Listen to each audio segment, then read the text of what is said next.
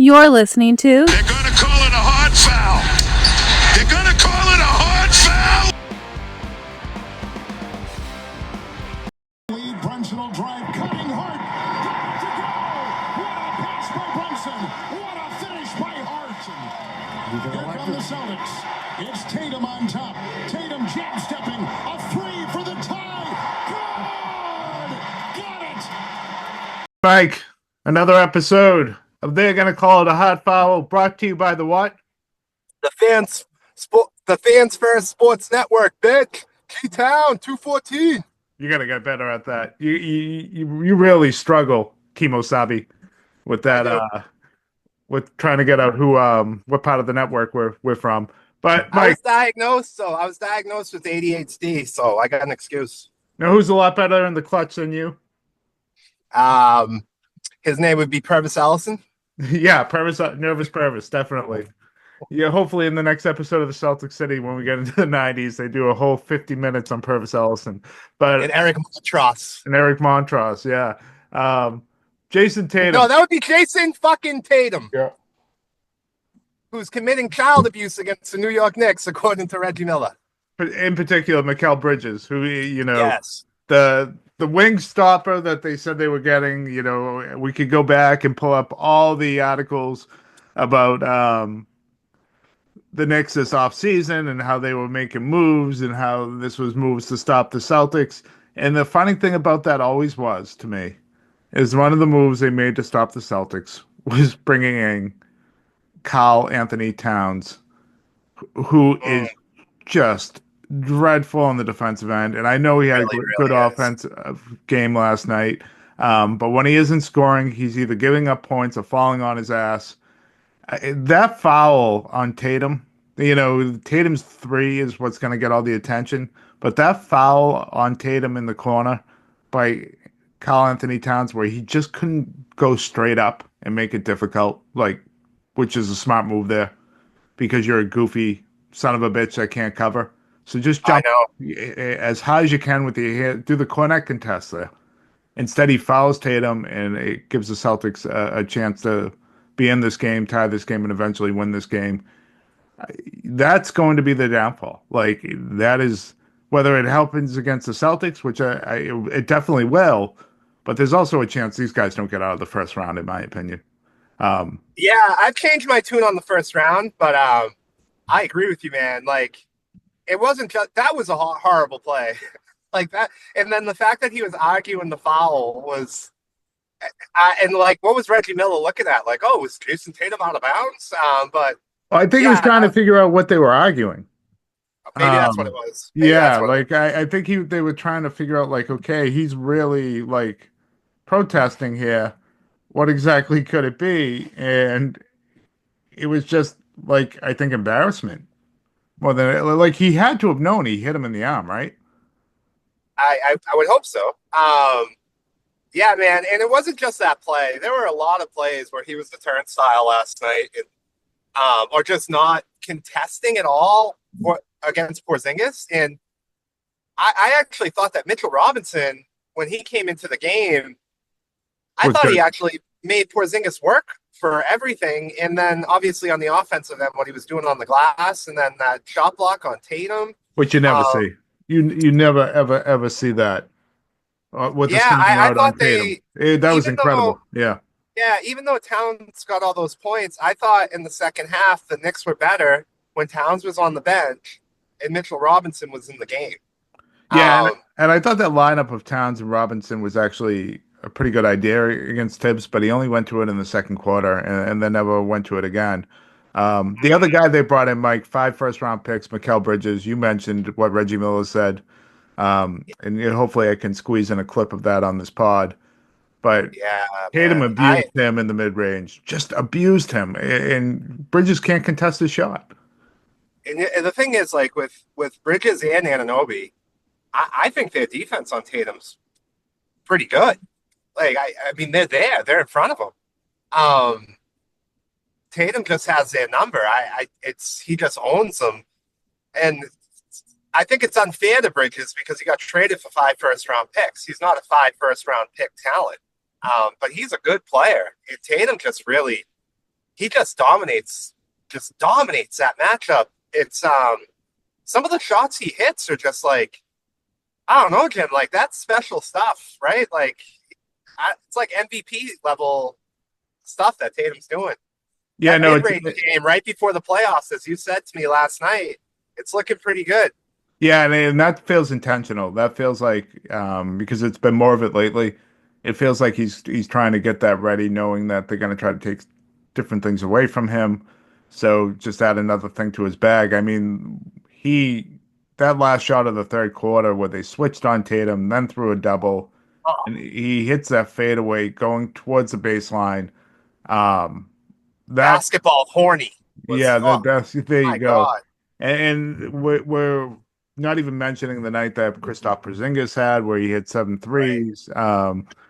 Luke Cornett continues to be a valuable piece and giving them good minutes all the time. They're just a really good basketball team, and they did this on a night where no Al Horford, Brown, even when Yep. he was in there, really was a non-factor. And then they didn't play Porzingis for most of the overtime. This is this is going to just be demoralizing to the Knicks, who I think fancied themselves as a team that could come out of the East and win a championship. Yeah, I don't think fans think that anymore, especially New York fans.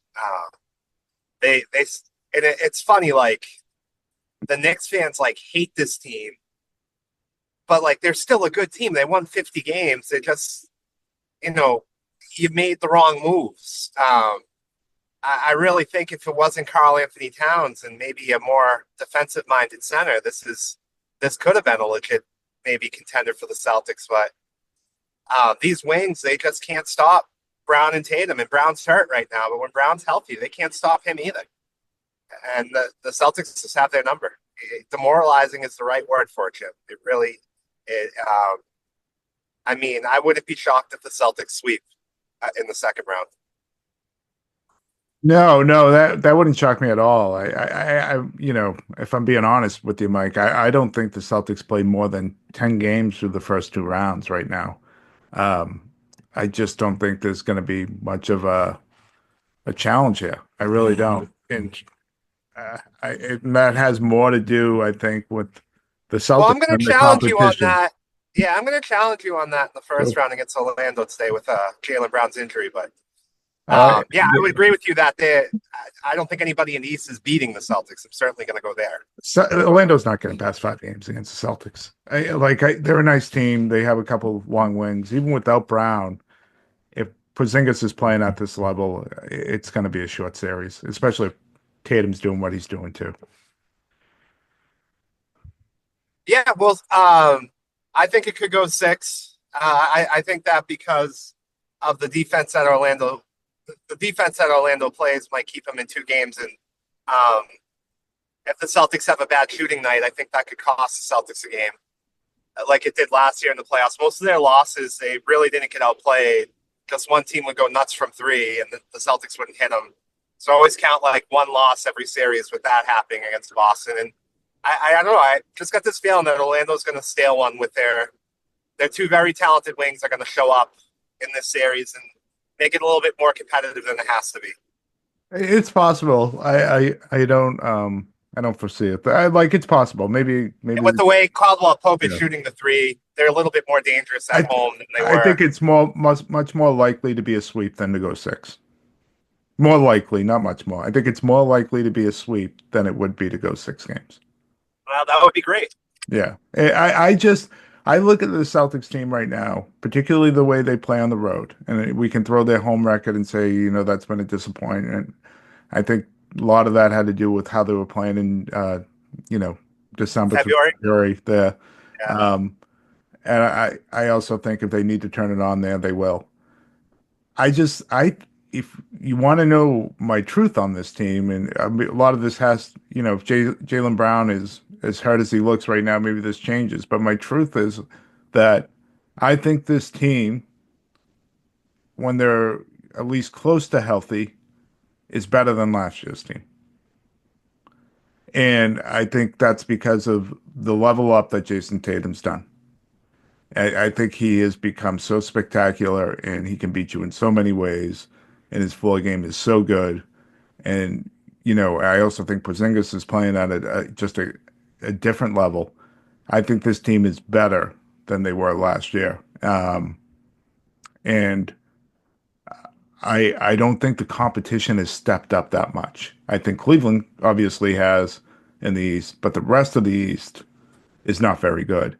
And unless the Celtics somehow, this flips and the Knicks blow this 3 seed and the Celtics end up getting Indiana in the second round, then my tune will change on the level of difficulty for the series. But I just don't think the Celtics team is going to get challenged with these first 2 rounds very hard at all.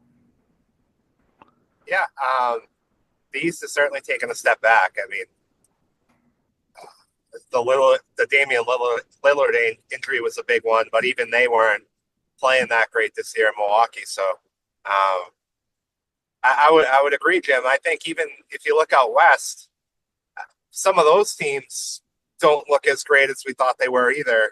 Outside of the number 1 seed, you got Denver firing their coach right before the playoffs, which is that's crazy, right?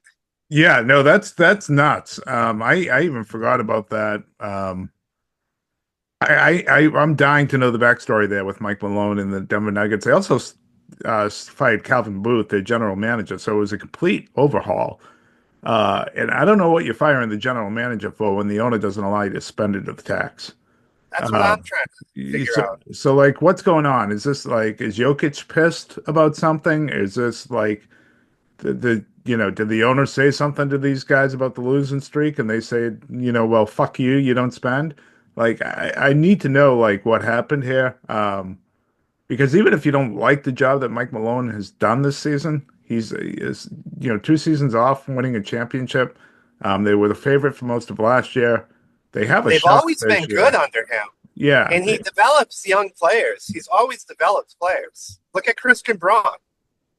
Yeah. I don't get the firing at all.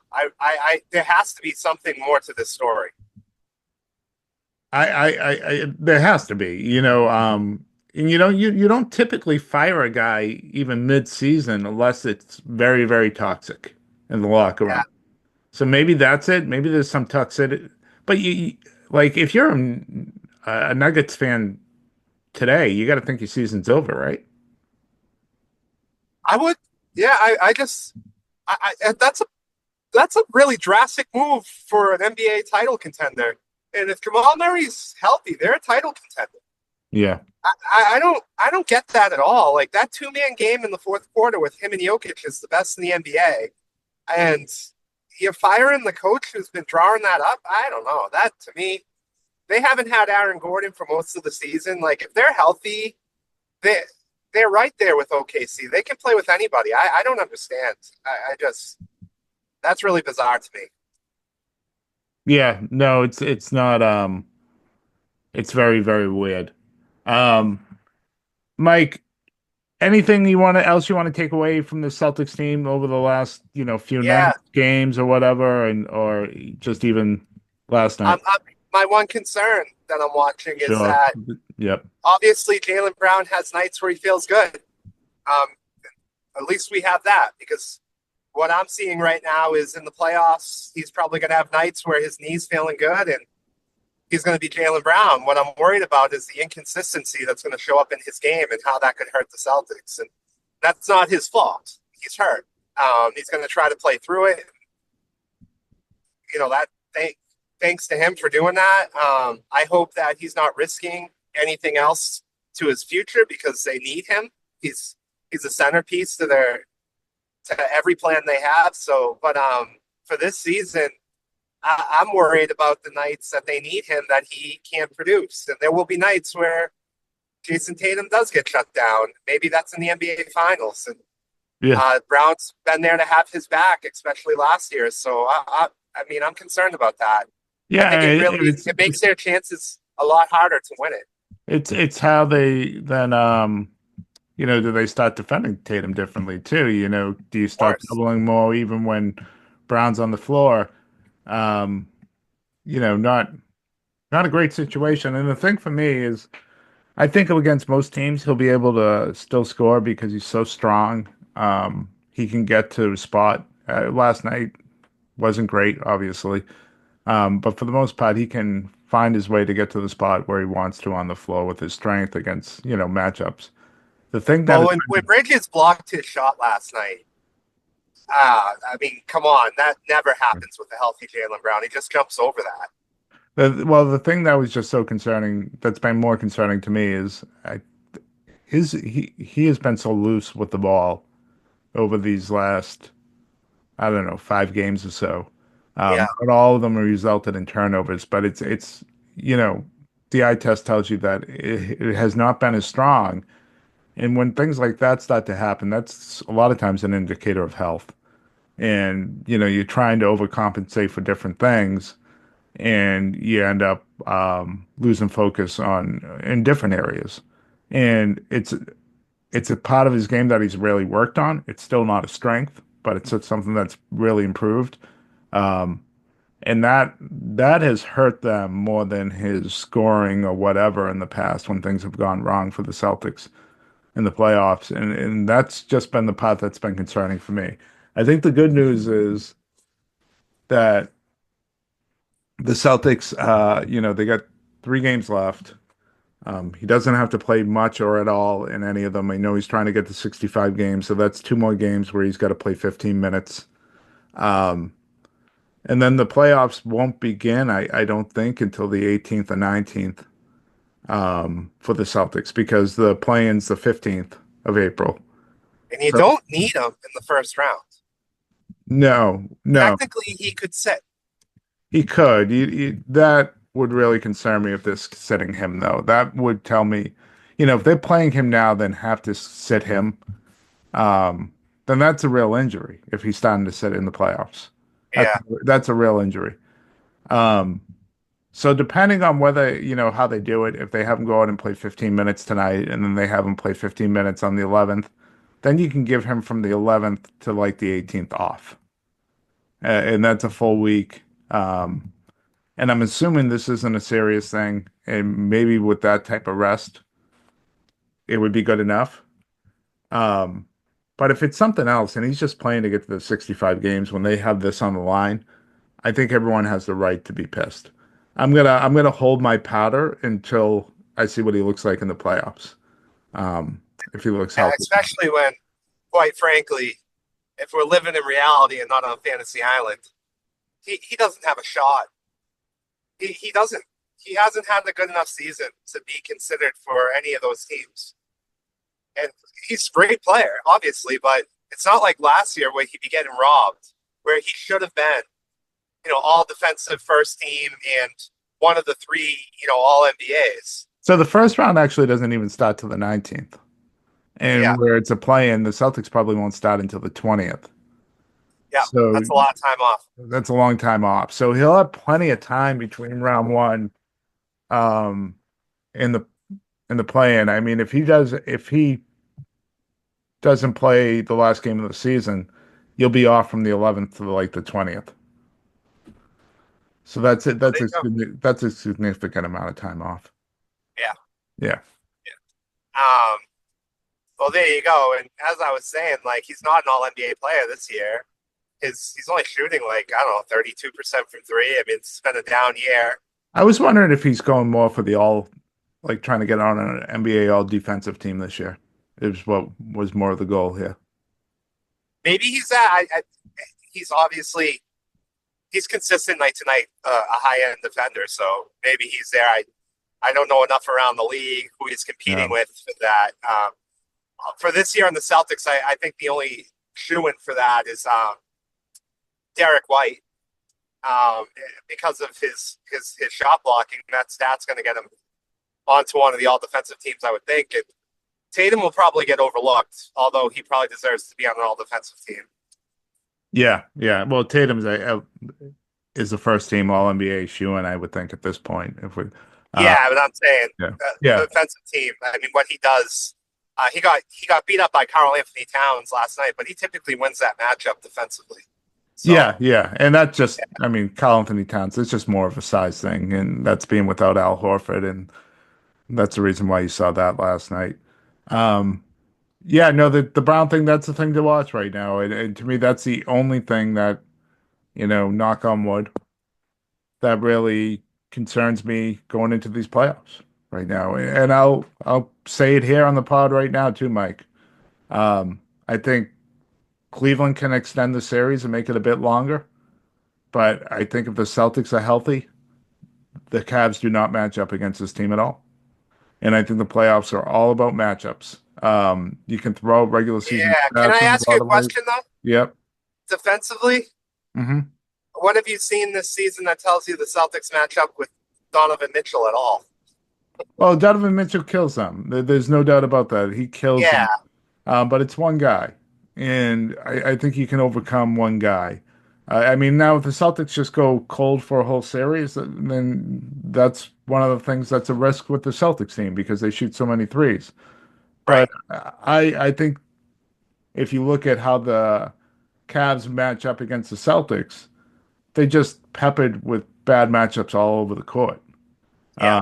And Hunter helps them some, but not nearly enough, as we saw the game here at the Garden when they were without Porzingis, um, where they just killed them. They were without Holiday too, where they just killed them with the wings, scoring whatever they wanted.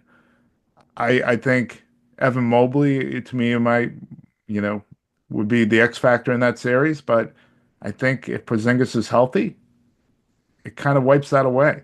So So, let me ask you a question about that. If you're mhm. coaching the Celtics, you get to be Missoula and you're planning for that series. Are you going into it thinking, guys like Hunter, guys like Garland, guys like Mosley, we're really going to overplay on those guys and take them away, and we're going to rely on our one-on-one matchup with Mitchell? Or are you going into it saying, we want to get the ball out of Mitchell's hands quickly, No, slow the Cavs down, and have other guys, beat us? no, I wouldn't go in and I mean later in the game if it's close, sure. I wouldn't. I think the worst thing that you can have happen in the playoffs is other guys start to feel comfortable. I really wouldn't change much of what we're doing if what the Celtics are doing if Porzingis is healthy. I watch. I don't know, Mike, if you saw it last night. I'm sure you did, but like his defense on Brunson was effective last night. Like was really good. I think Was. Brunson won like something 2 of 5 or 2 of 6. He had to do a lot of work to create any type of room, you know, because Porzingis, Man, he's good though, isn't he? he is, but Yeah. Porzingis has figured out that drop coverage. He can he can give more space and close late and still be a major problem on these guys because he's just so fucking long, you know.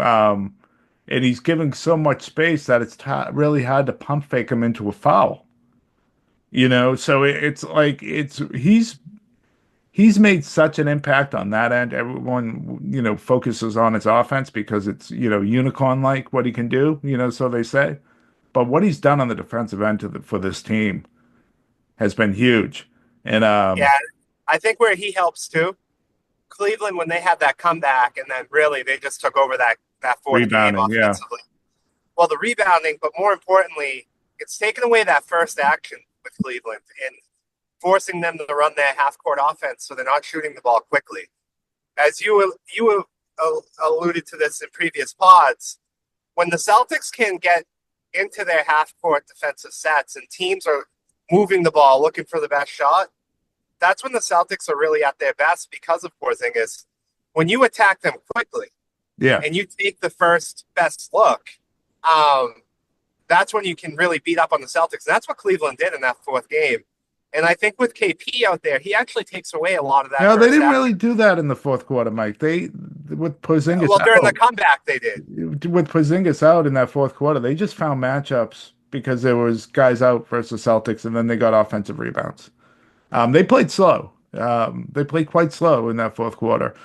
Well, But playing slow is not going to work. no, no, I It's mean not. versus Celtics that night, it was going to work because of the matchups, and it just changes. When you're able to have both Porzingis and Al Horford out there in the fourth quarter, it's another degree of difficulty that, especially the Al Horford that we see right now.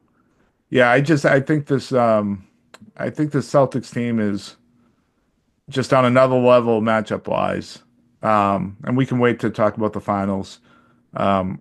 We should still focus on the first round here, but I just think they're on another Yeah. matchup wise right now against the East. So good transition. We've already had a full podcast with a guest from Orlando to talk about the Magic. I don't Mhm. want to spend a ton of time on Atlanta, and it's quite frankly, Jimmy, if Atlanta loses to Chicago, which the way they're playing, it's Oh, possible. Chicago It lost might not, last night. Yeah, but they still have the same record. yeah. So they one of those teams is going to be the eighth seed. And matter of fact, Miami's right there too. But I feel like Atlanta's only good against the Boston Celtics. I haven't I don't understand why they're so bad against everybody else because when they play the Celtics, they look like a whole different team. I know they let guys go at the trade deadline that certainly hurt them, but they still have the Dyson Daniels. They still have their length. But man, they're terrible. They're an awful basketball team, and I just don't get it because they have a lot of talent, I think, and um, they seem to play the Celtics tough. Other than that, I really they don't defend at all. From what I watched last night against Orlando, what I've been watching recently with them, um, there's not a high level of defensive intensity that we saw during the play-in tournament. They make a lot of mistakes because they have a lot of young players out there offensively. So like a lot of dumb shots, but the talent is there. Their draft pick is good. It's a good young player. Trae Young is obviously good. Their center is talented. They have length, but and obviously Dyson Daniels is a great defender. But they just can't get it together. I don't know how to break this team down. I really don't. Yeah, they when they beat the Celtics, they were playing really well at the time. I think they went all the way. Did they go to the championship in the play-in tournament, or did they lose in the semifinals? I I don't. forget. Well, either way, they played really well. Believe they beat the Knicks in Madison Square Garden to continue to advance. Um, and they looked like a team that could be a problem, just in terms of being a fun team and maybe getting into the playoffs and challenging one Yeah, of those higher seeds. Um, and then they went into a lull. They made the trade with Hunter. They brought in Niang and Levert, who have been pretty good for them over in Atlanta. Uh, but yeah, I tell you what, you get them in a one game play-in. Trae Young's the most dangerous guy on the court in those situations. Um, so although if you start in a team, you would take um, Banchero, without hesitation, But I think in a one game playing like that, I'd be more scared of Trae Young. I think there's a real chance that we could play the Hawks. And they do have some good young players. I think this is a much different Celtics team than the Hawks played earlier in the season. When they beat them a couple times, that was kind of yeah, an unfocused, get through the, January, February months. Um, Celtics team, Porzingis was kind of, they're integrating him back in. Trae Young, though, look, of all the playing teams, Trae Young is the guy that probably give the Celtics the most trouble. oh, definitely. He's a tough matchup. Even against Porzingis's drop, he's gonna find ways to get what he wants. I mean, he can shoot out by the logo on the floor. When he gets going, he's a. And he might And be the then best passer in the NBA. I was just gonna say that you stole the words from my Yeah, mouth. So like sorry. no, it's all good. He can steal a game by himself. Like he's that good. He can't steal a series by himself, but he can definitely steal a game. And we saw that 2 years ago when he played the Celtics in the playoffs, and he came in and stole Game 5 in the Garden. So Yep. he's that good. Dyson Daniels really. I don't think anyone gave Tatum more fits than Dyson Daniels this year defensively. So, like, they have some pieces that are really good. Niang has typically played well against the Celtics, but Ricochet, the rookie, Niang, Okongwu, those are guys that the Celtics can just feast off of. Yeah. And I think maybe and in a Trey couple of years, Young, yeah, those are guys the yeah, Celtics can just feast on. And unless they're missing shots, the Celtics are probably going to score 120 a game during the series. I would agree. And maybe in a couple of years, Ricochet could be somebody, or Ricochet. Um, that does become a better defender. But right now, it's not there. I think he's going to be a good player. I think he already is pretty good. But Yeah, yeah. So that, I mean, and trading Hunter away obviously takes away a lot. I think different with Orlando. There's a different kind of disappointment I have with Atlanta than Orlando. Orlando was injuries that really put them where they are. Atlanta, I don't think there's any excuse to be 8 games under 500. I really don't. I don't know if it's coaching. They've been through a lot of coaches there. I don't know if it's Trae Young and he's got to move on. But I feel like the GM there actually put together a real roster this year, with guys playing in actual positions, which was something they never had. They had good rotations with, a bench that could compete. I'm pretty sure Clint Capella went to the bench for this year, so that was a backup center now. I just I don't think there's any excuse for them to be this bad. And if I was an Atlanta fan, for the 7 Atlanta Hawk fans that there are in Atlanta, I would be really disappointed with this team this year. yeah, yeah. Well, they're limited though, Mike. If you look at their roster right now, it's a limited roster. They're starting the Yang. Like that just goes to show they have no depth at all. Um, so I think trading away what they had took away a team that could have been pretty Yep. good. I don't understand the trade in the sense of I don't get like that it trade. didn't really tank your season. Like if you No. wanted to get into the lottery, so I didn't really understand it. You ended up maybe you could have ended up out of the plane potentially if you kept Hunter. I probably not, but and then the other two teams, the Celtics might play the Bulls and the Heat. I think if they do flip Atlanta, maybe spend some time on them. The Bulls, that's a 4 game series. I know Kobe White's playing well. I know they have Vucevic and they have some other nice pieces, but that's a 4 game series. And then the Heat, we know who they are, and we can Watch get it be into the Heat. them. Yeah, Unbelievable if it's the Heat. I know. Um, Unbelievable if that happens.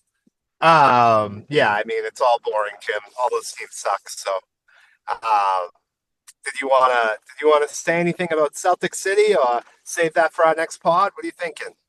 We can save it to the next pod. I thought these last couple of episodes on the 80s were great. The two quick things off the top that stood out to me was just the impact of the injuries, and not just on the seasons. And we knew that like after the 86 season, like we knew McHale's foot injury in 87, and you knew Walton never really played again, and you know what happened with Bird's back and feet, and the damage they did, and probably curtailed careers a lot shorter than they should have.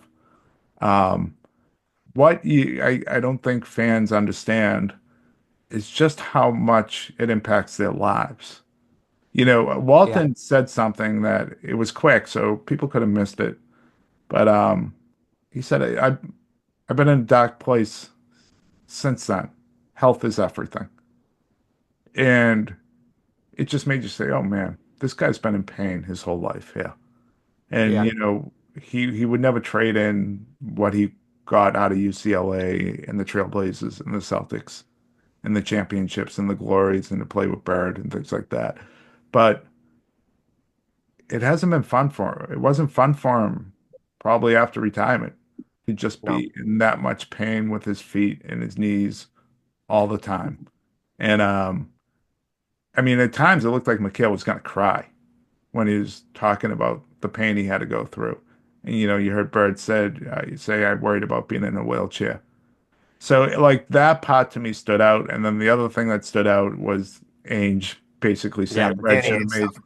You didn't trade him for Perkins. You didn't trade. Look at these guys; they're washed up. And his line, you know, Red said they'll be Celtics forever, and he said they already are. And he goes, and that stuck with me. And obviously, that's foreshadowing to the past Garnett trade, which I'm sure they're going to get into in a couple episodes. But those were the two things that stood out. Yeah, and he was right. I mean, Pearson Garnett was Celtics forever, even though he unloaded them. Yeah, And so I don't know if he was correct, that the Celtics should have made those trades back in the 80s, but it was certainly foreshadowing it too. Some of the guys he named that they would have got were good players, but not great players. Like Detlef Shrimp had a great career, but um, I don't know if he was really ever an all-star when he played with the Supersonics. I just remember him being like a really solid player too. Yeah, but if So, you start to look at it from the aspect of Parrish was still good, so they'd keep him. You bring in Shrimp, Perkins, and there was another name in there in a draft pick, and you're now pairing them with Reggie Lewis. That's a good team. yeah, that's a good team. I mean, certainly. I mean, Devin Shrimp. It's a really good team, and if you anticipated Per- Reggie to make the rise that he was going to make, that's a team that could contend in the East. Probably never beat the Bulls, but at least be a contender. Yeah, I mean, Perkins and Detlef Shrimp played into the late '90s. Both played in the NBA Finals with the Supersonics, and then Yeah. I know Shrimp was on those Portland Trailblazers teams even after that Yep. that were battling with the Lakers. So that guy had a long, good career. Yeah. Yeah. No, Um, Perkins was a real good player too. he was. He was. Yep. Yeah.